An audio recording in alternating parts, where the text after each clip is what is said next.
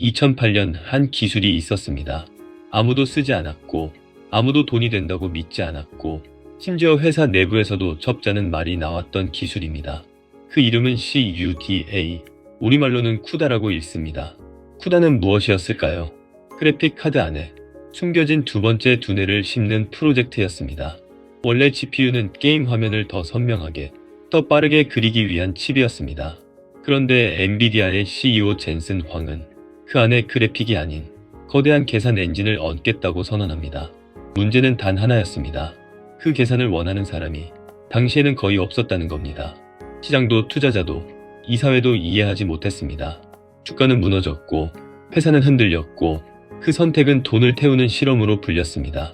그런데 10년 뒤 세상은 GPU 없이는 AI를 돌릴 수 없게 됩니다. 딥러닝도 자율주행도 그리고 지금 우리가 사용하는 챗GPT도 모두 그 기술 위에 서 있습니다. 쿠다, 이름은 낯설지만 AI 시대의 심장입니다. 2006년 그 시절 엔비디아는 그래픽 카드 회사였습니다. 게임을 더 선명하고 더 빠르게 돌리는 회사, 그게 전부였습니다. 그런데 그해 젠슨 황은 아무도 이해 못할 선택을 합니다. 그래픽 회사가 그래픽이 아닌 계산에 돈을 쓰기 시작한 겁니다. 시장에 요청도 없었고 주문도 없었고 투자자도 원하지 않았습니다. 그리고 몇 년 뒤 회사는 거의 무너질 뻔합니다. 그는 그 선택이 회사를 파산 직전까지 몰았다는 질문을 받습니다. 그는 부정하지 않았습니다. 그리고 10년 후 그 선택은 AI 시대의 심장이 됩니다. 이 이야기는 아무도 믿어주지 않는 선택을 얼마나 오래 지킬 수 있는가에 대한 이야기입니다. 젠슨 황은 1963년 대만에서 태어났습니다.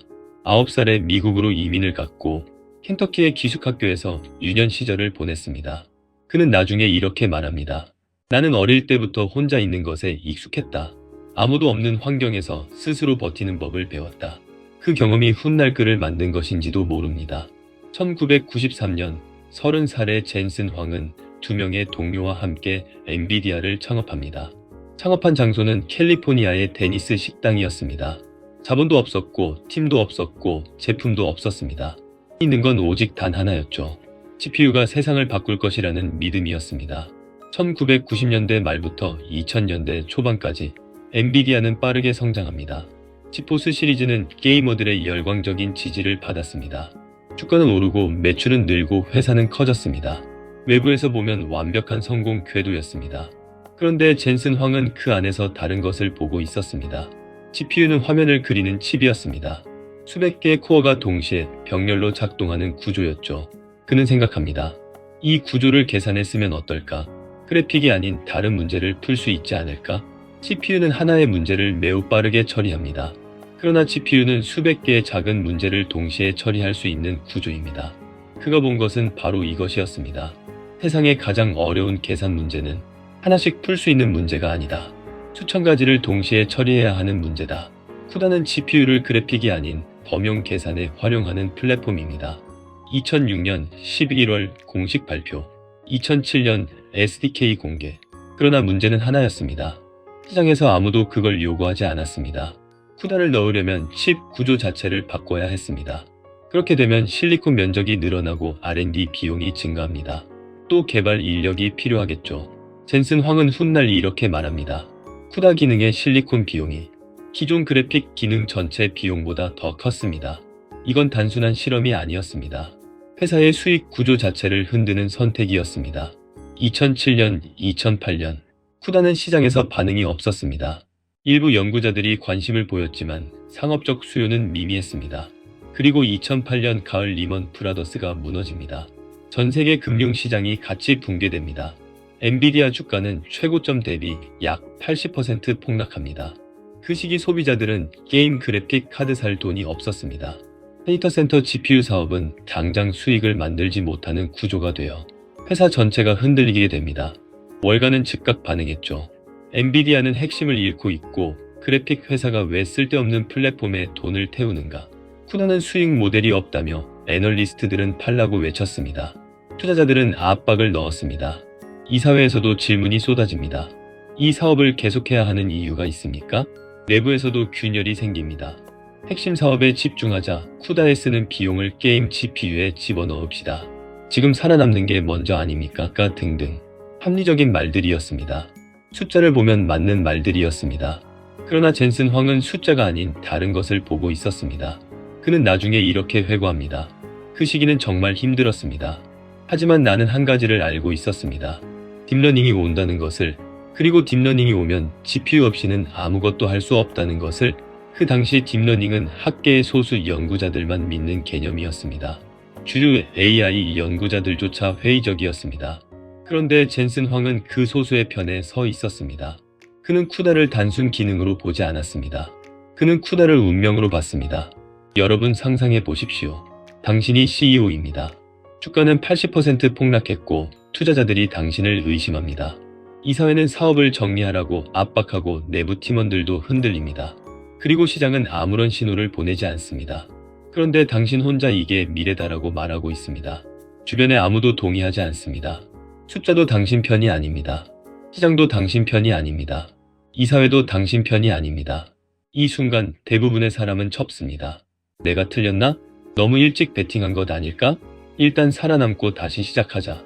그게 합리적 판단입니다. 그게 현명한 후퇴입니다. 그러나 젠슨 황은 그 순간에도 앞을 향해 있었습니다. 이건 무모함이 아닙니다. 이건 자신의 판단에 대한 극단적인 책임감입니다. 내가 이 선택을 했다. 틀렸다면 내가 책임진다. 하지만 나는 틀리지 않았다. 그는 쿠다를 단순 칩으로 끝내지 않았습니다. 툴킷을 만들었고 라이브러리를 만들었습니다. SDK를 공개한 후 개발자 교육을 시작했습니다. 그리고 커뮤니티를 키웠습니다. 10년 가까이 적자를 감수하며 생태계를 만들었습니다. 배울 이유가 거의 없는 기술을 사람들에게 가르쳤습니다. 수요가 없는데도 불구하고 공급을 준비했습니다. 그는 수요를 기다린 것이 아니었습니다. 수요가 올 세상을 설계하고 있었습니다. 2009년, 2010년 조용하지만 작은 변화들이 생기기 시작합니다. 일부 연구자들이 GPU를 그래픽이 아닌 계산에 쓰기 시작합니다. 의료 영상 처리, 기상 시뮬레이션, 물리 시뮬레이션, CPU보다 수십 배, 수백 배 빠릅니다. 논문이 나옵니다. GPU 기반 가속 연산으로 계산 시간 100배 단축, 연구자들이 눈을 뜨기 시작합니다. 그리고 그 중에는 딥러닝을 연구하는 사람들도 있었습니다. 제프리 힌턴의 연구실, 얀 르쿤의 연구실, 앤드류 응의 강의. 이들은 신경망이 언젠가 세상을 바꿀 것이라 믿었습니다. 그러나 신경망은 계산량이 너무 많았습니다. 수백만 개의 파라미터를 수십억 개의 데이터로 학습시키려면 CPU로는 몇 달이 걸렸습니다. 불가능했습니다. 그런데 GPU를 쓰면 달랐습니다. 2010년 구글의 AI팀은 유튜브 영상 데이터로 신경망을 훈련시키는 실험을 합니다. CPU 클러스터 수천 대가 동원됩니다. 그리고 GPU 몇 장이 그것을 앞질렀습니다. 연구자들 사이에서 조용한 소문이 퍼집니다. GPU가 답이다. 그 소문이 엔비디아에도 들어왔습니다. 젠슨 황은 그 보고를 받았을 때 담담하게 말했다고 전해집니다. 예상한 일입니다. 더 준비합시다. 2012년 9월 토론토 대학교 제프리 힌턴 교수의 연구팀이 이미지넷 대회에 참가합니다. 알렉스 크리제프스키, 이랴 수츠케버, 제프리 힌턴. 그들의 모델 이름은 알렉스넷. 그리고 그 모델이 구동된 곳은 엔비디아 GPU 2장이었습니다. GTX 580 소비자용 게임 그래픽 카드. 그 위에서 딥러닝이 작동했습니다.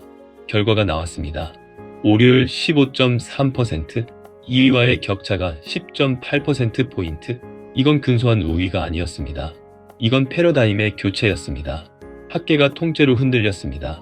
어떻게 이게 가능한가? 기존 방법론은 모두 틀렸나? 딥러닝이 실제로 작동하는 건가?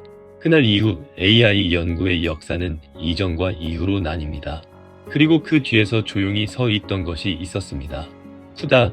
알렉스넷은 쿠다 없이 구동될 수 없었습니다. 그리고 GPU 없이 학습될 수 없었습니다. 6년간 아무도 원하지 않았던 그 플랫폼이 갑자기 AI의 유일한 토대가 됩니다. 전 세계 AI 연구자들이 몰려들기 시작합니다. 텐서플로, 파이토치, 케라스, 모든 딥러닝 프레임워크가 쿠다 위에 올라갑니다. 쿠다를 모르면 AI 개발을 할 수 없게 됩니다. 수백만 명의 개발자가 쿠다를 배우기 시작합니다. 그리고 엔비디아 데이터 센터 사업이 폭발합니다. 게임 회사였던 엔비디아는 AI 인프라의 심장이 됩니다. 2012년 엔비디아 시가총액은 약 6조 원 수준이었습니다. 2016년 GPT의 토대가 되는 트랜스포머 연구가 엔비디아 GPU 위에서 탄생합니다. 2022년 챗GPT가 출시됩니다. 그리고 2023년 엔비디아 시가총액은 1조 달러를 돌파합니다.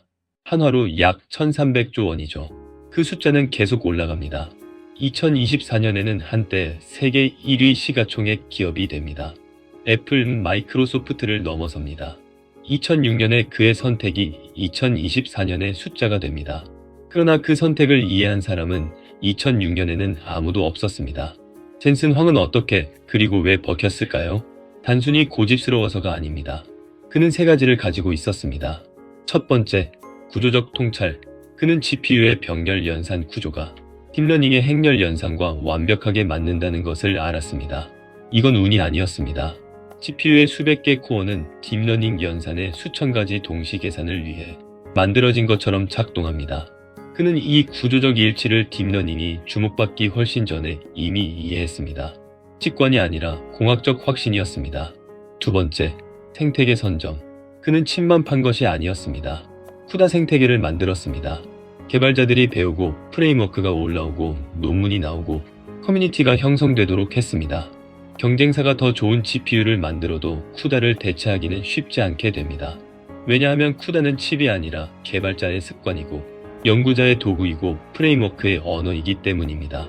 이걸 바꾸려면 칩보다 훨씬 많은 것을 바꿔야 합니다. AMD가 ROCm을 만들고 인텔이 원 API를 만들어도 쿠다의 벽은 여전히 높습니다. 그 벽은 2006년부터 쌓아온 것입니다. 세 번째, 시간에 대한 다른 감각. 일반 경영자는 분기 단위로 생각합니다. 젠슨 황은 10년 단위로 생각했습니다. 지금 돈이 안 된다는 그에게 실패가 아니었습니다. 아직 때가 안 됐다였습니다. 그 차이가 10년을 버티게 했습니다. 역사는 항상 뒤에서 설명됩니다. 젠슨 황은 천재였다. 그는 미래를 내다봤다. 그는 AI 시대를 준비했다. 하지만 2008년 그 회의실에서 그 말들은 존재하지 않았습니다. 그때 있었던 것은 흔들리는 주가와 압박하는 이사회와 의심하는 투자자들과 고집스럽게 서 있는 한 사람뿐이었습니다. 쿠다는 기술이 아닙니다. 시간을 견딘 확신입니다. 2006년엔 아무도 원하지 않았고 2008년엔 망할 것 같았고 2010년엔 적자처럼 보였고 2012년에야 방향이 보이기 시작했습니다. 그리고 2024년 그 선택은 세계 1위 기업의 심장이 됩니다. 성공은 결과에서 설명됩니다. 그러나 신념은 결과가 나오기 전 10년 동안 증명됩니다. 젠슨 황은 시장에 맞춘 것이 아니었습니다. 시장이 올 자리를 만들었습니다. 이게 전략입니다. 지금 돈이 되지 않아도 미래의 필수가 될 것을 선택하는 것. 그 선택을 10년 버틸 수 있는 것. 당신이 지금 하고 있는 일은 당장 주변에서 이해받고 있습니까? 아니면 아무도 이해하지 못합니까? 중요한 질문은 이것입니다. 이게 미래의 필수가 될 것인가? 그리고 더 중요한 질문은 이것입니다. 나는 이 선택을 10년 버틸 수 있는가? 젠슨 황의 10년은 아무도 박수 치지 않았던 시간입니다. 그러나 그 시간이 없었다면 지금의 AI 시대는 없었습니다. 챗GPT도 없었고 딥러닝도 없었고 AI 혁명도 없었습니다. 쿠다는 기술이 아니라 버틴 시간의 이름입니다. 그리고 지금 이 순간에도 어딘가에 젠슨 황처럼 아무도 이해하지 못하는 선택을 붙들고 서 있는 사람이 있습니다. 그 사람이 10년 뒤에 역사가 될 것입니다. 통찰 기록이었습니다.